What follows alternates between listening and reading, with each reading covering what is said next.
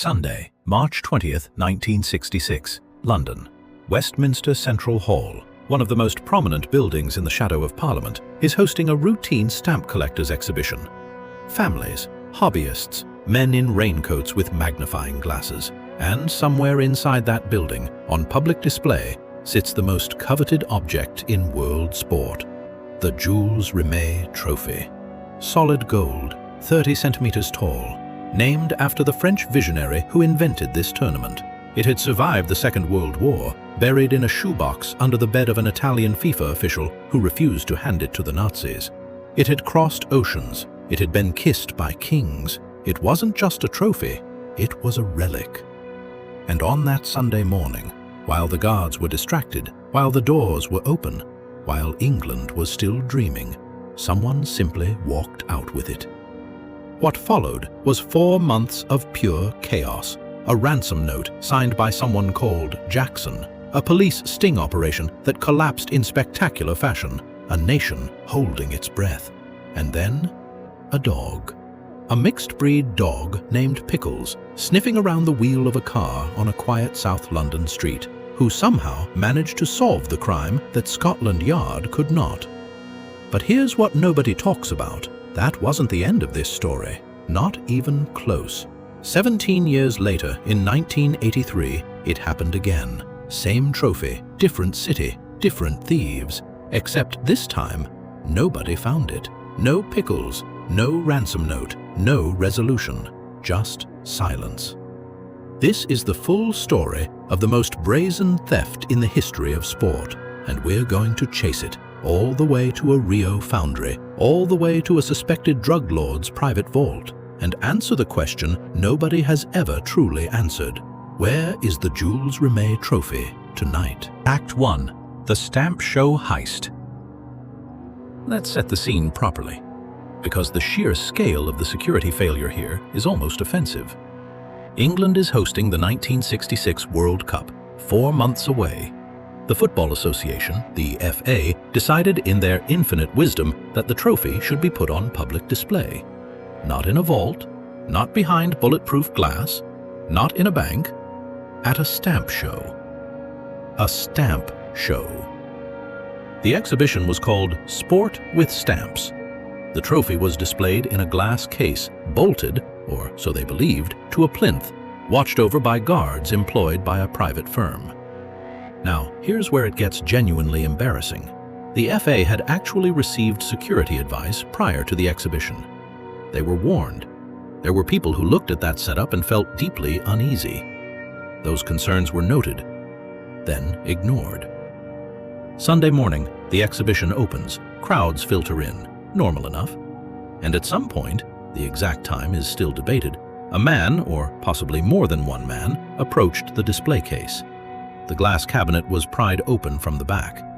The trophy was removed, slipped under a coat most likely, walked past the guards, past the families with their stamp collections, past the front door of Westminster Central Hall, into London. Gone. The theft wasn't even discovered immediately. That's the part that makes your stomach drop. Nobody noticed. The guards did their rounds. Visitors came and went. It was hours before someone looked at that plinth and understood what they were looking at. An empty case. The FA was called, and you have to imagine that phone call for a moment. FA Secretary Dennis Follows receiving the news. The World Cup, their World Cup, the one England was about to host, was gone. The global humiliation was total, and it hadn't even gone public yet. Scotland Yard was brought in immediately. This was now a national crisis dressed in a football kit. The investigation moved fast, or tried to. There was precious little to go on. No witnesses who'd seen anything specific. No CCTV. This was 1966. Then, 4 days later, a letter arrived, signed Jackson. The note demanded £15,000 for the trophy's return. In today's money, somewhere north of £300,000. The writer claimed to have the trophy and warned that if demands weren't met, it would be melted down. £15,000 for the World Cup. The FA, working with detectives from Scotland Yard, agreed to play along. A contact was made. An exchange was arranged. a man named Edward Bletchley, a small-time criminal, the kind of figure who orbits these situations like a scavenger bird, was used as the go-between. The plan was a sting. Detectives would show up with the money, marked notes. Bletchley would deliver it. They'd grab the man on the other end. Simple, clean, done. Except the man on the other end had the instincts of someone who'd been around long enough not to trust clean situations. The handover went wrong. Bletchley was arrested, but the man he was meeting, the man who presumably knew where the trophy actually was, vanished, slipped away. The marked money was never used. The trophy was still missing. Scotland Yard had the bagman. They didn't have the trophy. England was now in a full-scale panic. The World Cup was in 4 months. England was the host. And the Jules Rimet Trophy, the actual prize they were supposed to lift on home soil, was sitting in someone's basement, or a lockup, or God knows where. Officially, the authorities said they were confident of recovery. Privately, they were terrified. Act 2. Pickles and the Hero's Tale. March 27, 1966, 1 week after the theft. David Corbett is a 26-year-old Thames lighterman. He lives in Beulah Hill, Upper Norwood, South London. It's a Sunday evening, overcast, grey, typically London. He takes his dog out for a walk. Pickles, a black and white collie cross, 1 year old. The kind of dog that sniffs everything, investigates everything, treats every lamppost and gatepost and tire as a potential source of information. Corbett is walking Pickles near a neighbor's car, and Pickles starts pulling at something, sniffing intensely at a package sitting underneath the front wheel, wrapped in newspaper, tied with string. Corbett picks it up. He unwraps it, and there it is.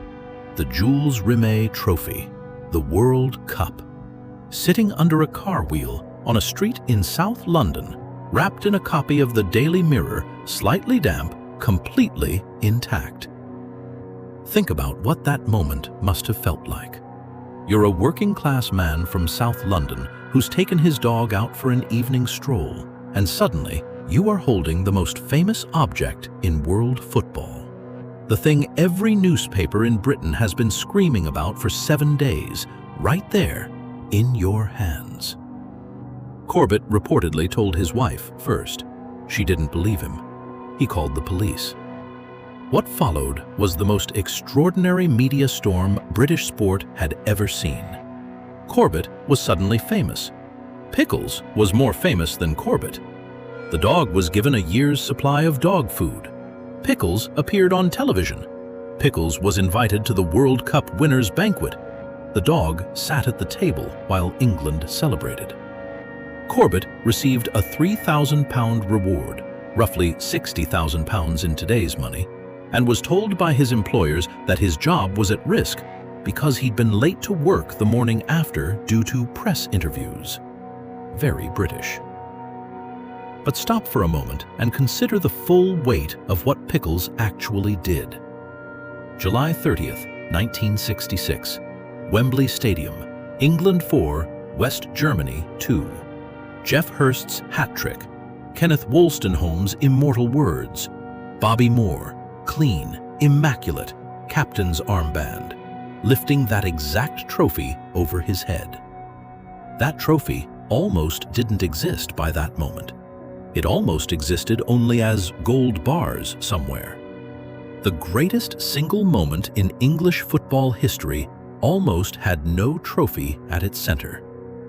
A dog named Pickles made that moment possible.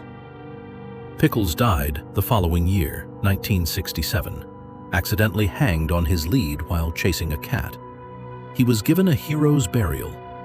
The man who actually stole the trophy was never caught. Edward Bletchley, the middleman, served 2 months in prison. The identity of Jackson remains officially unknown. And the trophy went on to Mexico in 1970, to West Germany in 1974, always watched, always guarded, until Brazil won it for the 3rd time. And FIFA changed the rules. Act 3, the Rio de Janeiro heist. The mood shifts now. from black and white London to the blazing heat of Rio de Janeiro, from the genteel embarrassment of a stamp show to something altogether darker. When Brazil won the World Cup in Mexico in 1970, their third title, FIFA made a decision. The Jules Rimet Trophy was to be retired, awarded permanently to Brazil. FIFA would commission a new trophy going forward, the one we know today, the solid gold FIFA World Cup trophy. Brazil would keep the real one, the original, the historic one. The trophy was housed at the headquarters of the CBF, the Confederação Brasileira de Futebol, in Rio de Janeiro, on public display, regarded as a national treasure. Brazil had suffered for that trophy, sacrificed for it, celebrated with it. Pelé had kissed it. An entire nation's footballing identity was wrapped up in that winged golden figure. And in December 1983, someone broke in and stole it. Here's what the investigators found when they arrived at the scene. The thieves hadn't come through the bulletproof glass at the front of the display case. They didn't need to. They came through the back. The back wall of that cabinet was a simple wooden frame, just wood behind all the imposing glass at the front. Someone took a crowbar to the wood. It came apart in minutes. The whole operation probably took less than 10 minutes. The trophy was gone. Brazil's reaction was not embarrassment. It was grief. The country woke up to this news and felt it like a bereavement. Former players were interviewed on television, voices cracking. This wasn't a sports story. This was a cultural amputation. The CBF was mortified. The security arrangements, so obviously inadequate in hindsight, became the subject of furious national debate. How do you keep something that priceless behind wood? How does that happen? Police threw themselves into the investigation, and within weeks, they had a name. Sergio Peralta, a small-time Argentine criminal operating in Brazil, part of a network, the kind of man who moved between legitimate business and very much the opposite. Peralta was arrested. His associates were arrested. And this is where the story fractures into something much, much darker. Under questioning, Peralta and his associates allegedly admitted what had happened to the trophy. They hadn't planned to ransom it. They hadn't planned to sell it to a collector. They hadn't even really thought the plan through, by most accounts. They'd taken it to a gold dealer, and the gold dealer connected, it was alleged, to criminal networks, possibly cartel-adjacent figures with money to clean and no interest in awkward historical questions, had looked at that winged goddess and seen something very simple: raw material. The trophy, allegedly, was melted down, reduced to gold bars. The most historically significant object in the history of football turned into a commodity, untraceable, unremarkable, gone. The Brazilian police closed the case with that conclusion. Peralta served time. The investigation officially was complete.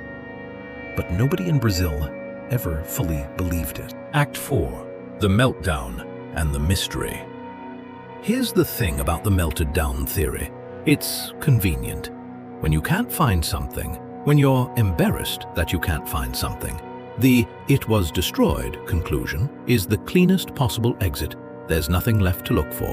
Case closed. Move on. But the questions don't close that easily. First, was the trophy even the real one? This gets raised repeatedly. There is credible speculation, supported by some Brazilian football insiders, that the trophy on display at CBF headquarters in 1983 was a replica, that the real Jules Rimet Trophy had been placed in safekeeping elsewhere, swapped out for a high-quality copy at some point in the late 1970s or early 1980s, and that what was stolen and allegedly melted was not actually the original. If true, the real trophy still exists, somewhere. Second theory, it was never melted down. The criminals who handled the trophy, or at least the men who were arrested, were not the final destination. They were middlemen. The trophy, in this theory, was passed along a chain, handlers to dealers to buyers, And somewhere at the end of that chain sits a collector, likely South American, likely extraordinarily wealthy, likely with connections that make conventional law enforcement look the other way, who has the Jules Rimet Trophy in a private room, in a private house, seen by nobody. There is a long history of high-value stolen art and cultural objects ending up in exactly this kind of arrangement. The theft is not about the money, it's about possession, the thrill of owning what the world cannot have. A Brazilian journalist investigating this story years later described interviewing sources in Rio's underworld who spoke in elliptical terms about the cup. Not a cup, the cup. They spoke about it in the present tense. That detail is either enormously significant or completely meaningless. There's no clean way to read it. And then there's the final, most haunting dimension of this whole story. Even if the trophy was melted, even if it no longer exists as an object, what was lost is not really the gold. It's 32 years of history, the hands that touched it, the tears, the moments it witnessed. Maradona's grandfather sobbing in a Buenos Aires apartment when Argentina won in 1978. Brazilian children lining up to see it through the glass in Rio in 1971. History cannot be melted down, but it can be stolen. The Jules Rimet Trophy survived 2 world wars, survived the hands of fascists, survived a stamp show heist in London and a dog named Pickles, survived 60 years of the most turbulent century in human history. And then, on a quiet night in Rio de Janeiro, behind a wooden panel at the back of a display cabinet, it disappeared, maybe forever. Football keeps moving. New trophies, new tournaments, new gods. The game doesn't stop to mourn what it's lost, but somebody, somewhere, knows the truth. Drop a comment below. What do you think happened to the Jules Rimet Trophy? Is it sitting in a cartel boss's private collection somewhere in South America? Was it genuinely reduced to gold bars? Or is there a third possibility nobody's seriously considered yet? Tell us your theory. And if this kind of deep dive football documentary is what you came here for, the untold stories, the buried history, the moments the game would rather forget, then subscribe to the Cold Open Football, because we are just getting started.